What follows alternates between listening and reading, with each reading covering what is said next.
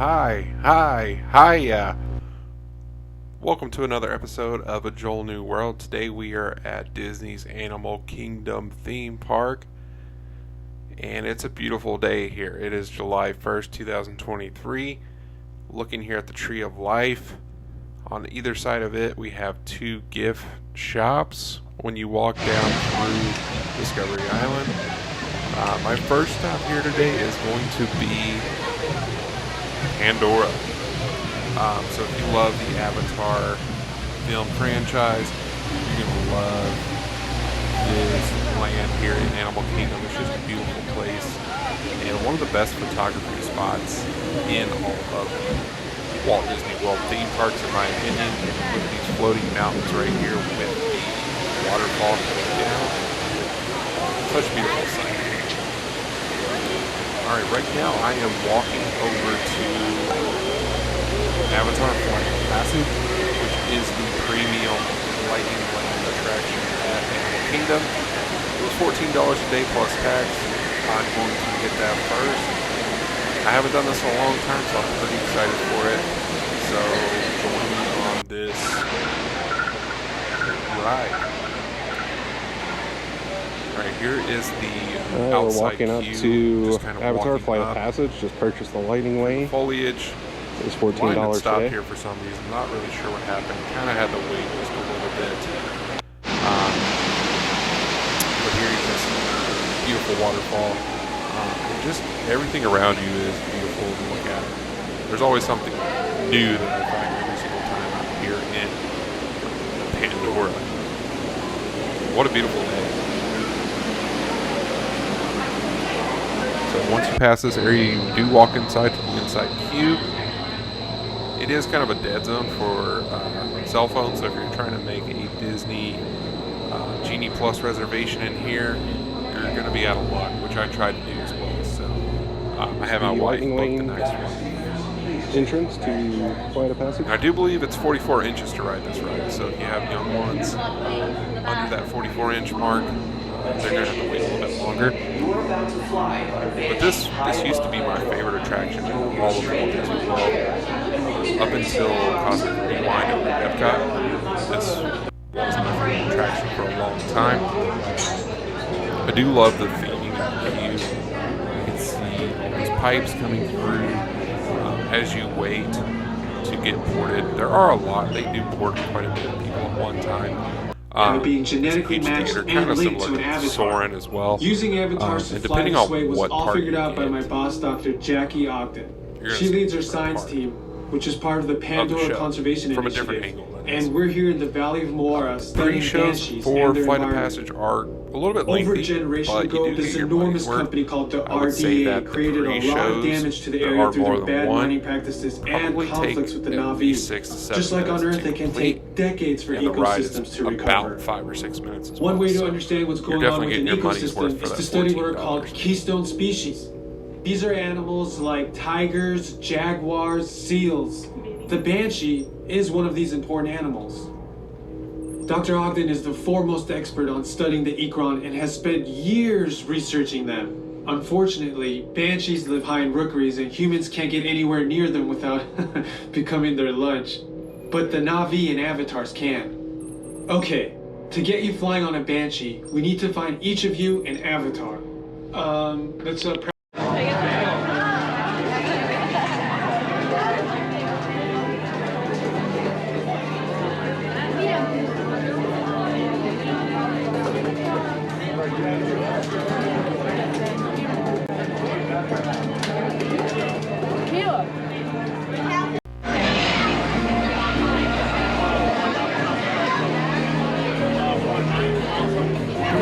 Pongu Pongu. I do recommend the lumpia here at Pongu Pongu. It's one of the best snacks here in Pandora for sure. It's only like $3 to $3 change, which is fairly cheap for a decent snack. Here I always get a beer. Get that great Hogstrog Ale. You get the Moana Country Ale. That's what I ended up getting here was the lumpia. It's kind of a sweet pear cream cheese kind of flavor. Lightsaber. Very, very good. And I got more turkey as well. Got a nice spicy here. Went over here, ate it, and enjoyed the view. Just look at all these waterfalls. Just listen to the sound of Disney in Pandora.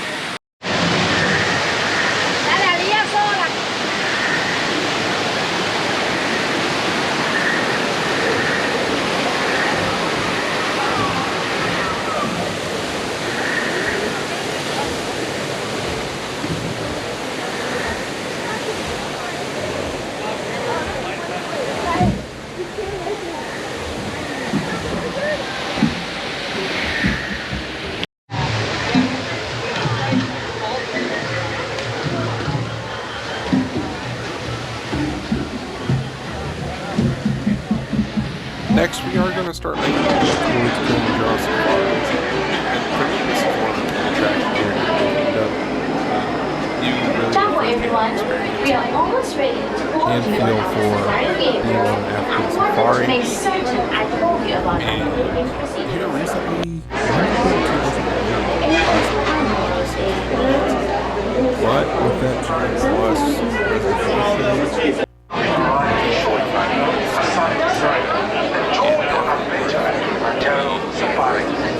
Low light views, sure. Here's the loading zone. Hello, everyone. Welcome to Kilimanjaro Safari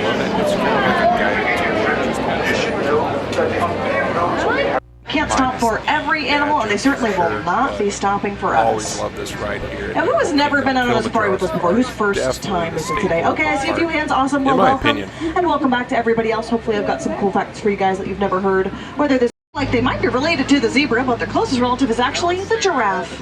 They have almost identical skull structures, and they both have prehensile tongues. That means long and bendy. They use those tongues to wrap around branches and pull leaves out of trees. Till about 1901, there was no Western documentation of the okapi. A lot of people thought that they were mythical creatures. Actually, one of the origin stories of the unicorn, believe it or not. Extra good look at those stripes. The tree forest is a rainforest. Rainforests are found all across the globe, pretty much right around the equator. One of the biggest qualifying factors to be a true rainforest is that it rains 365 days a year.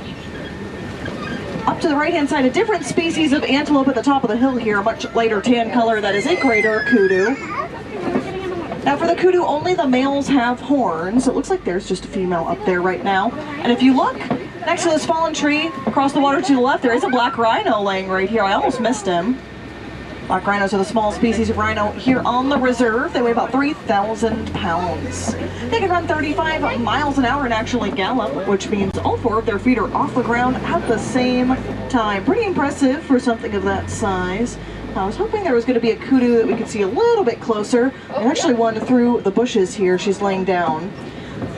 You might notice that they share something with the bongos, delicate vertical stripes on their back. That's what helps them camouflage so well through the trees.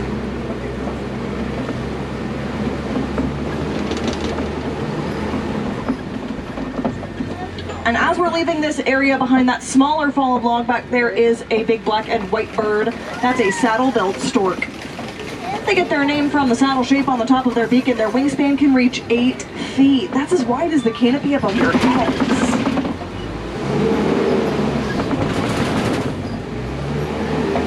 Now we're heading into the Safi River Valley. Animals here spend most of their time in and around the water.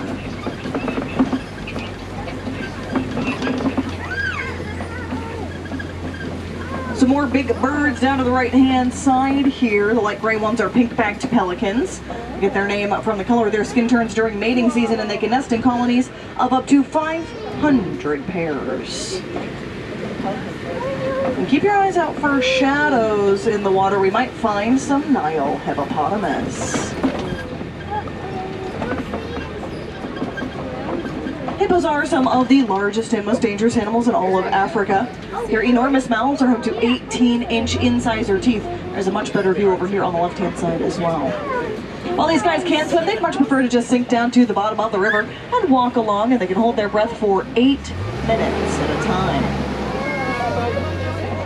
The pink tinge in a hippo skin comes from a secretion that works like a natural sunscreen, so the sunnier it is outside, the pinker those hippos get. It looks like we've actually got a better look at one of these pelicans over here as well.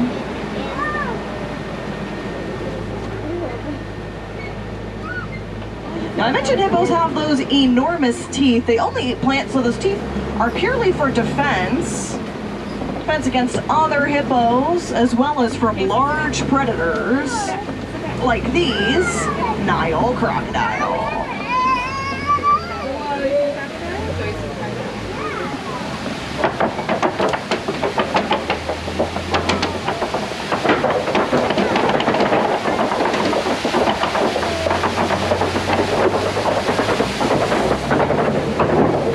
Crocodile are the largest of the crocodilians. They can get 16 feet long and weigh 500 pounds. Their jaws are strong enough to crush bone, which means they'll eat just about anything they get their mouths on. They can eat up to 250 pounds of meat in a day. Tap into and drink from. That's how they get their nickname, the Tree of Life.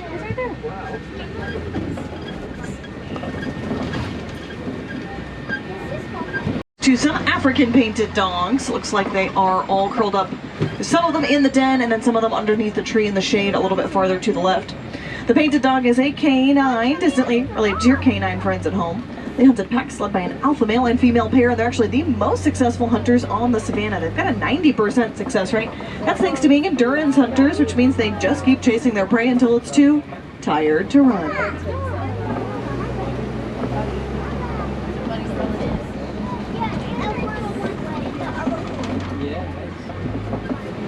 The large earthen structures on either side of us now are termite mounds. They're made out of saliva, dirt, and dung, and when they dry, they can get as hard as concrete. Other animals on the savannah will then use them as scratching posts and lookouts. If you were to cut one of these termite mounds open, you'd see lots of different tunnels and rooms inside, kind of like an anthill. Some of those rooms are even dedicated to growing molds and funguses to feed the colony. Coming up, gonna be pretty close on our left-hand side, there is a zebra up here, but what you might not be able to see yet is she's got a really tiny baby right next to her on the other side of the tree. This baby's only about 2 weeks old. There's actually 2 baby zebras. Looks like the rest of the herd might be tucked up somewhere, but hopefully we'll get to see them as well. These are Hartman's mountain zebra. The mountain zebra has a dewlap, that's a flap of skin underneath their neck that helps them regulate their temperature. No other species of zebra has that dewlap. They also have much smaller, pointier hooves, which allows them to navigate the rocky terrain they call home. Group of zebras called a dazzle. That's because their stripes dazzle and confuse predators who can't tell where one zebra starts and another zebra ends. Close look at those Ankole cattle and a little bit better look at those springbok that come out into that sunny area in the middle there. And I did see through the tree line to the right. If you look kind of down this path here, you're going to get a glimpse of some wildebeest in the shade there. Now, wildebeest can gather in herds of up to 1 million individuals. They'll travel thousands of miles a year across the savannah to keep up with fresh vegetation, and they're actually the second most densely populated mammal after humans.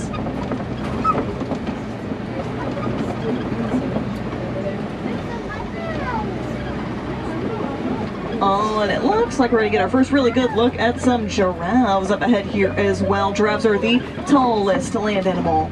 They can grow up to 20 feet tall. The giraffes here on the reserve are Maasai giraffes. We can tell because of the rough lacy edges to the spots on their coat pattern. Like their cousin the okapi, they have those long prehensile tongues. Their tongues get up to 18 inches long and are a dark purple color to prevent them from getting sunburned while they eat for 20 hours a day. And I do actually, behind that giraffe out there, see the other mom and baby zebra through those palm trees. A little bit farther out there. Now the horn-like structures on the top of a giraffe's head, those are called ossicones. They're not true horns when they're born.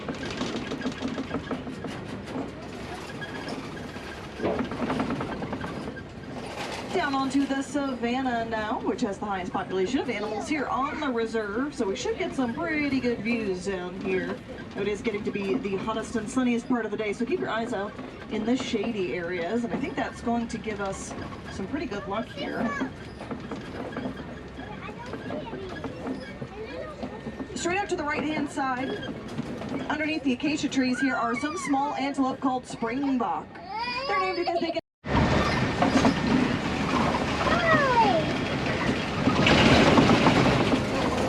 The African elephant is the largest land animal.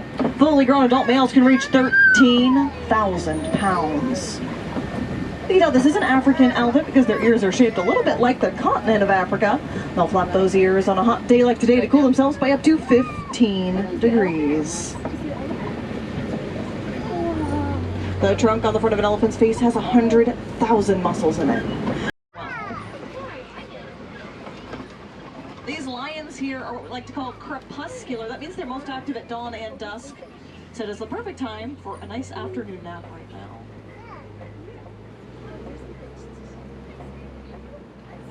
Let me get you just a little bit closer to these rhinos over here.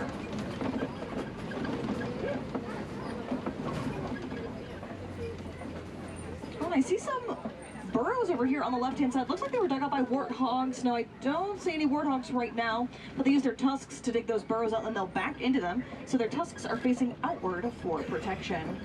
Oh, and it actually looks like the rhino that's closest to us here is one of the calves that lives in this crash. We're very, very lucky to have 3 baby rhinos in the crash that lives here on the reserve, because there are less than 20,000 of them left in the wild. Horns on their face are made of keratin. That's the same stuff as your hair and fingernails are made of. It looks like there's some ostriches. That's going to do it for today's trip to Animal Kingdom. What a wonderful day it was. And remember, never let anyone sign your checks.